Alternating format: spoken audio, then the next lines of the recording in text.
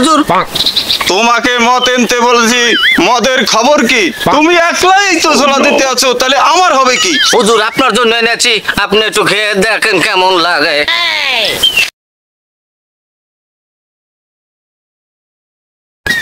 এখন দেশি মদ।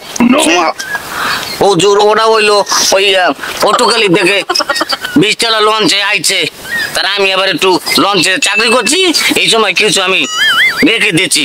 একদমই তো আমার হয়ে গেছে। আমি বাসায় বসে খাই, না খাইলে আমার বাথরুম হয় না। আর কয় টাকা আনছো? ওই ধরেন 1,55,000। এতটা চুরি করে আনছো? না না, ওই ওরা থইয়া অটল মেল ওরা সাগু দিতে গেছে, এ সময় আমি লই আই পড়ছি।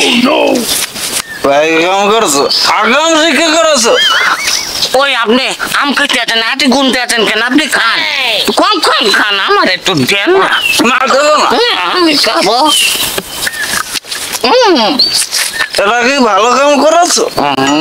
আমি একজন রাজা, তুমি আমার সাথে মদ নিয়ে খাইলে তুমি গাজা।